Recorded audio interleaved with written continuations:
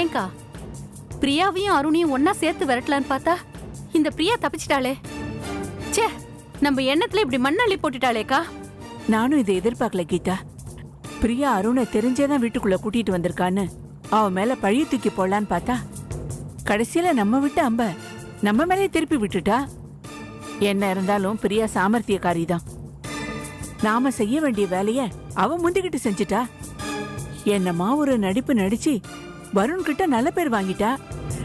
நம்ம வருணும் நாம சொல்றத நம்பாம அந்த பிரியாவை நம்பி அவ பக்கம் தானே சாதகமா இருந்துட்டான்.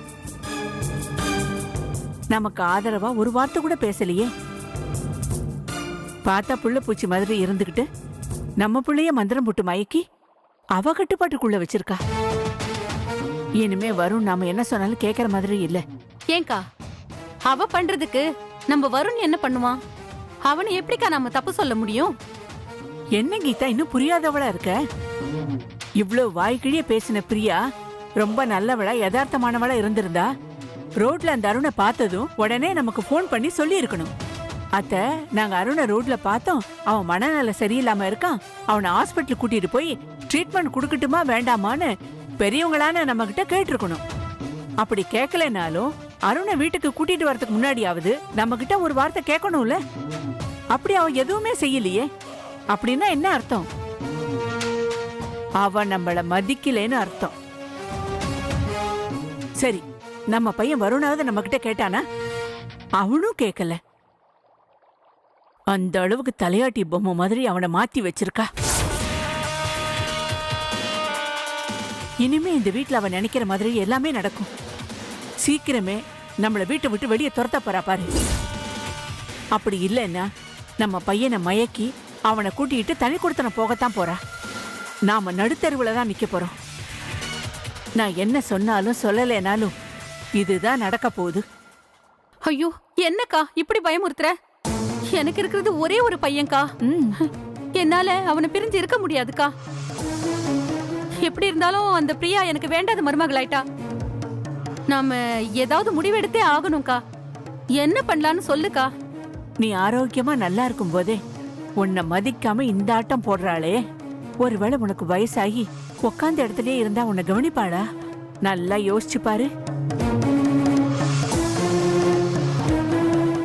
சரிக்கா, இப்ப நாம அதுக்கு என்ன பண்ணலாம்? இங்க பாரு கீதா, நான் எனக்காக பேசல, உன் நன்மைக்காக தான் பேசுறேன். அடுத்த மாசம் வருண் ஃபாரின் போகணும்னு ஏற்கனவே சொல்லிட்டு இருக்கான்ல.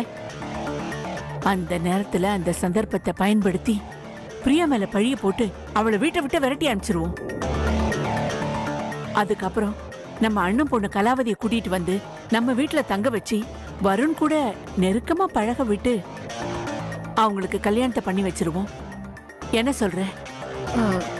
சரிக்கா, நீ சொல்றதும் நல்ல யோசனையா தான் இருக்கு. ஆனா இதெல்லாம் நடக்குமாக்கா? ஏன் நடக்காது?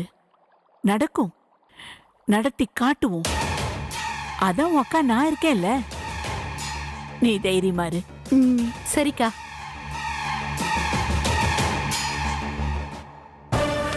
பிரியா, பிரியா, பிரியா, பிரியா, பிரியா,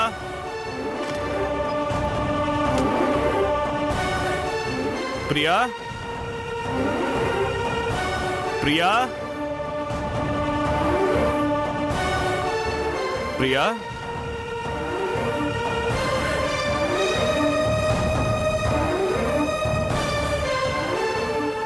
பிரியா,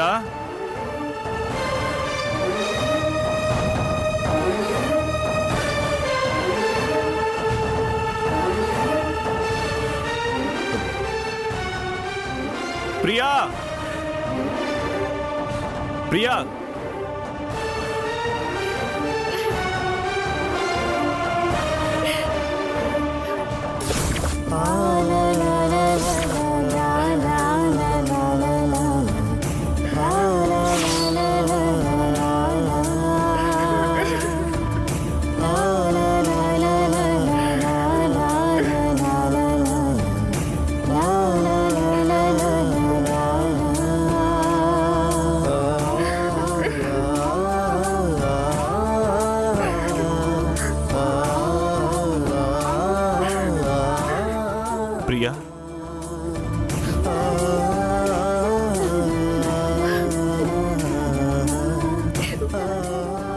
பிரியா, என்னாச்சு? ஏன் இங்க வந்து உட்காந்துட்டு இருக்க? எனக்கு மனசு சரியில்லை வருண். அதான் கொஞ்ச நேரம் தனியா உட்காந்துட்டு போலான்னு வந்த. சரி பிரியா, ஏன் நடந்ததே நினைச்சிட்டு இருக்க? எப்படி வருண் மறக்க முடியும்? அருண் அந்த மாதிரி நடந்துகிட்டது எவ்வளவு பெரிய தப்பு. நடிச்சு நம்ம எல்லாரையும் முட்டாளாக்கிட்டான். போன போகுதுன்னு அவன் மேல பரிதாபப்பட்டு அவனை குணப்படுத்த வீட்டுக்கு கூட்டிட்டு வந்தா நம்ம வீட்டுல இவ்வளவு பெரிய பிரச்சனையை உருவாக்கிட்டு போயிட்டான். நீ ஏன் பிரியா அப்படி நினைக்கிற? அருண் தான் நேர்மையா எல்லா விஷயத்தையும் சொல்லிட்டானே. என் அம்மாவும் பெரியம்மாவும் தான் பிரியா டார்ச்சர் பண்றாங்க.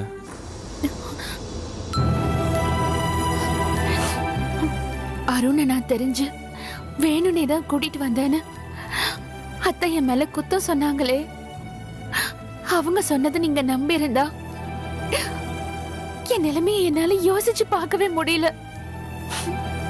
நான் ஒரு மனிதாபிமான அடிப்படையில அந்த அருண் மேல பரிதாபப்பட போக அவன் எனக்கு நல்லது செய்யறதா நினைச்சு குடும்பத்துல பெரிய பிரச்சனையை பண்ணிட்டு போயிட்டான். அதனால அத்தைக்கு என் மேல எவ்வளவு பெரிய மனஸ்தாபம். அவன் இங்க வந்ததுனால அத்தை மனசுல என் மேல கரும்புள்ளி வந்துருச்சு. அவங்கள நான் எப்படி சமாதானப்படுத்துறது? அம்மாவை பாத்துக்கலாம், நீ விடு பிரியா. அம்மாவை பத்தி எனக்கு நல்லாவே தெரியும். எல்லாத்துக்குமே காரணம் அந்த ராசம்மா தான். அவங்கள மூட்டை கட்டி ஊருக்கு அனுப்பிட்டா எல்லா பிரச்சனையும் சால்வ் ஆயிடும். நடந்த எல்லா விஷயத்தையும் நீ மறந்துரு பிரியா. நீ முதல்ல தைரியமா இரு பிரியா.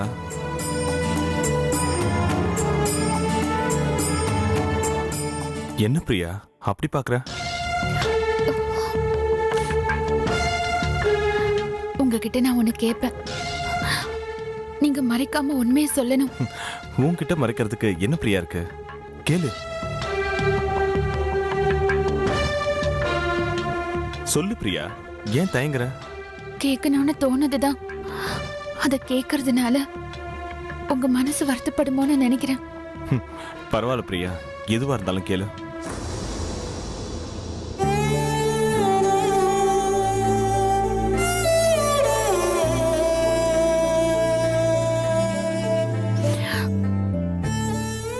நம்ம 2 பேருக்கும் கல்யாணம் ஃபிக்ஸ் ஆனதுக்கு அப்புறம்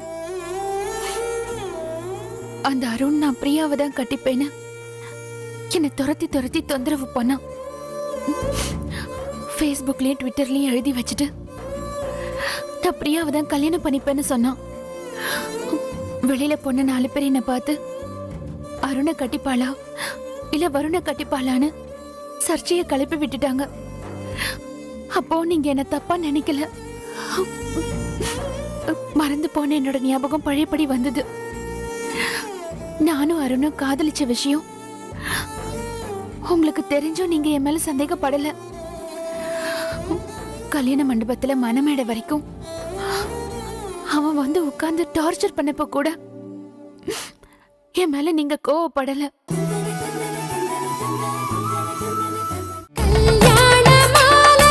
ஓட்ஸ் நான்லாம் பள்ளிக்கூட காலத்தில் படிக்கும் பொழுது ஓட்ஸ் அப்படிங்கிற தானியம் அப்படின்னு படிச்சிருக்கிறேன். இது நிறைய விளைஞ்சு குதிரைகளுக்கு போடுவாங்க அப்படின்னு சொல்லி படிச்சிருக்கேன். ஒட்டு மொத்தமாக அத்தனை அம்மாயி அப்பத்தா எல்லாரும் ஓட்ஸ் கஞ்சி தான். அதில் வேற ஒரு சில பேர் நினச்சிட்டு இருக்காங்க ஓட்ஸ் கஞ்சி சாப்பிட்டா அப்படியே 0 சைஸ் இடுப்பு வந்துரும்ட்டு எல்லாரும் காலையில் ஓட்ஸ் கஞ்சி.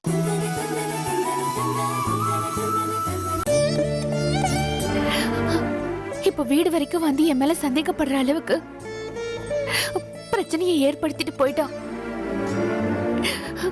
என்ன நீங்க கல்யாணம் பண்ணதுனால நீங்க அசிங்கமா அவமானப்பட்டதும் தான் மிச்சம். நானும் உங்களை சந்தோஷமா வச்சுக்கல. என் மனசு கஷ்டமா இருக்கு. மனசளவுல எனக்கு பெரிய குற்ற உணர்ச்சியாவே இருக்கு. மாமியாருக்கு நல்ல மருமகளாவும் இல்ல, புருஷனுக்கு நல்ல பொண்டாட்டியாவும் இல்ல. கல்யாணத்துக்கு அப்புறம் நடந்த சம்பவங்கள் எல்லாமே என் மனசை உறுத்திக்கிட்டேதான் இருக்கு. அதனால நான் மனசு திறந்து இன்னைக்கு உங்ககிட்ட ஒன்னு கேட்க போறேன்.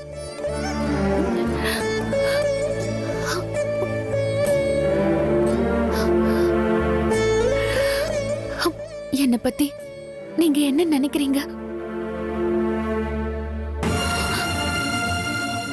சொல்லுங்க வருண்.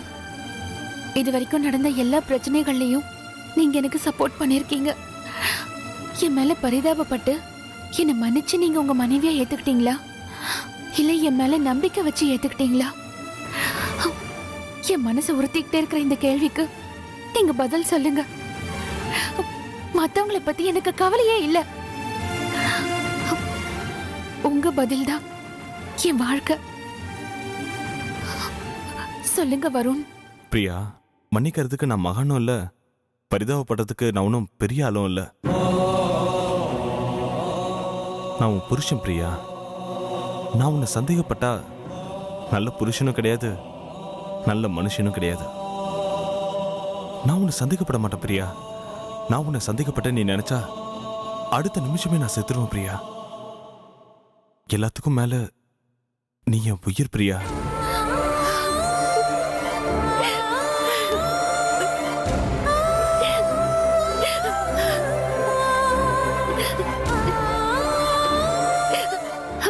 இது போதும் வருண். என் மேல இவ்ளோ நம்பிக்கை வச்சிருக்கீங்க. அந்த கடவுள் இப்படி ஒரு நல்ல புருஷன் எனக்கு கொடுத்ததுக்கு நான் எத்தனை ஜென்மம் எடுத்தாலும் அந்த கடவுளுக்கு நன்றி சொல்லுவேன். அழாத பிரியா. உனக்கு நான், எனக்கு நீ. எப்பவுமே யாராலையும் நம்மள பிரிக்கவே முடியாது. இனிமே நாம புது வாழ்க்கையை ஆரம்பிக்கலாம் பிரியா.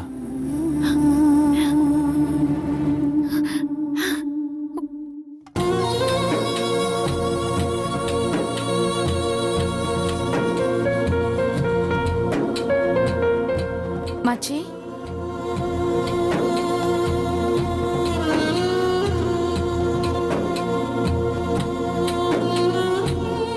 என்ன மச்சி சோகமா இருக்க? வானத்துல இருக்கிற நட்சத்திரத்தெல்லாம் எண்ணிட்டு இருக்க மாதிரி இருக்கு.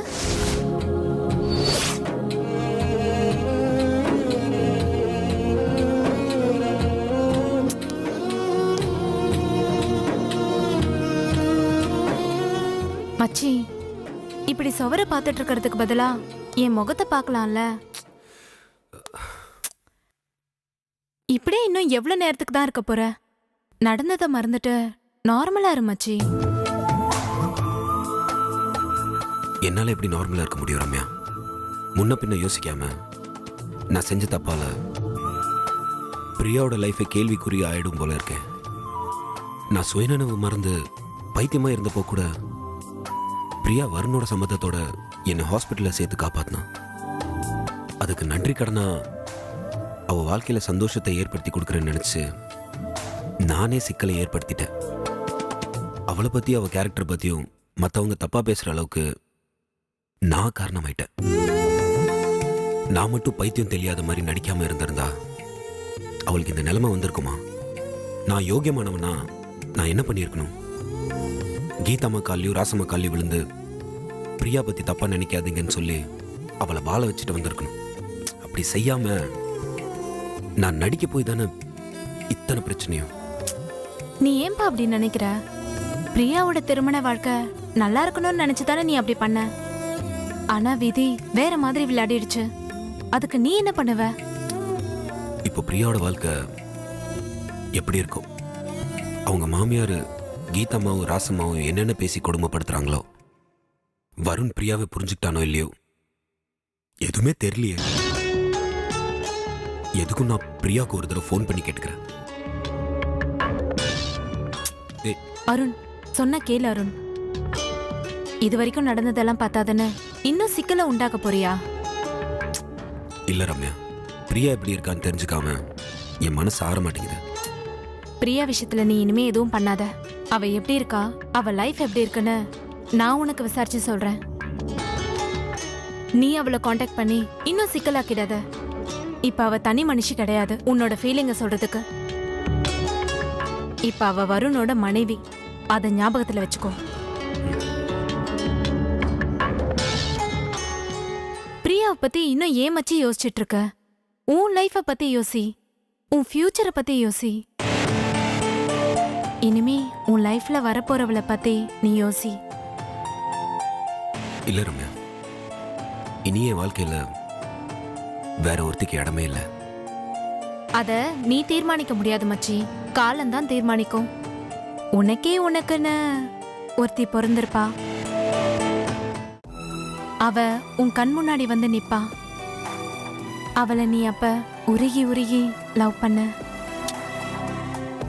லவ்வுக்கு பல பேர் அவங்கவுங்க ஆங்கிளில் ஒன்று சொல்லுவாங்க. டீனேஜில் இன்ஃபேக்சுவேஷன், 30 வயசுக்கு அப்புறம் புரிஞ்ச காதல், 50 வயசுக்கு அப்புறம் வாழ்கிற காதல். ஆனால் என்னை பொறுத்த வரைக்கும் என்னோட டீனேஜ் 30 வயசு, 50 வயசு, பார்த்த உடனே பிடிச்ச காதல், நான் விரும்புகிற காதல், அது வந்துருச்சு. ஆனால் இப்போ அது கொஞ்சம் கொஞ்சமாக என்கிட்ட இருந்து போயிட்டு இருக்கு. அது திரும்பி வருமான்னு எனக்கு தெரியல. காதல்ன்றது ஏன் திரும்ப திரும்ப வரக்கூடாது? மனசுக்கு பிடிச்சவங்களை எப்பெல்லாம் பார்க்குறோமோ அப்பெல்லாம் காதல் வரதா செய்யும். இது யதார்த்தம். இந்த யதார்த்தத்தை புரிஞ்சுட்டு வாழ்றது தான் வாழ்க்கை. நான் உனக்கு ஒரு விஷயம் சொல்லட்டுமா? ம்.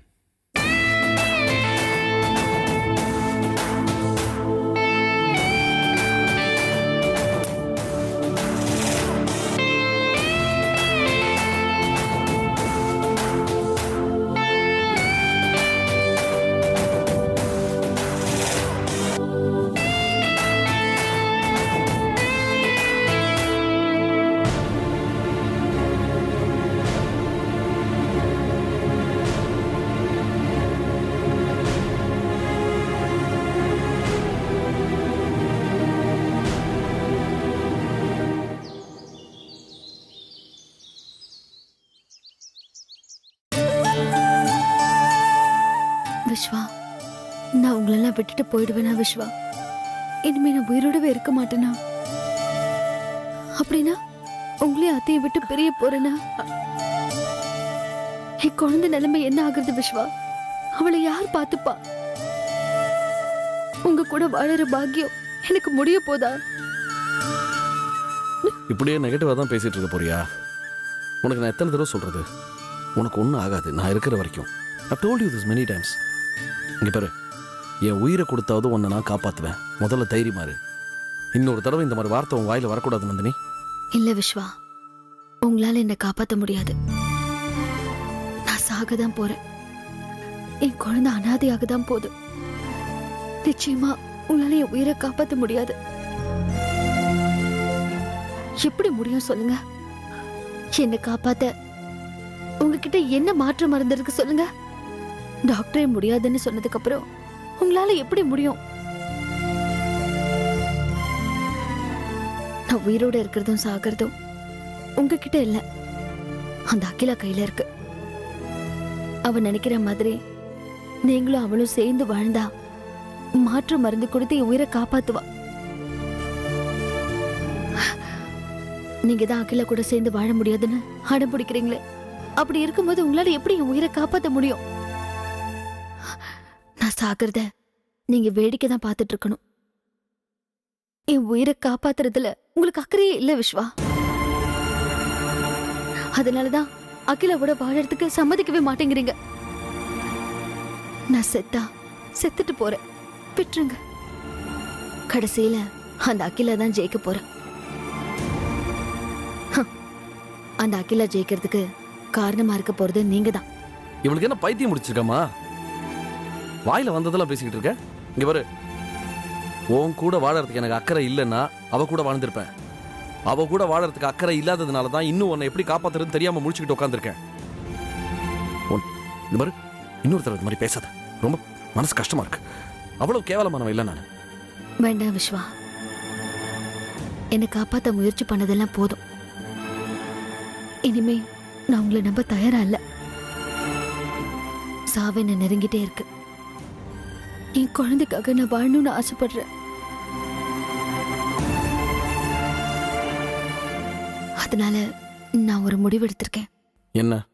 அந்த அகிலாவை போய் பார்த்து என் குழந்தைக்காக நான் வாழணும்னு சொல்லி அவ காலில் விழுந்து என்னை காப்பாத்துன்னு நான் உயிர் பிச்சை கேட்க போறேன்.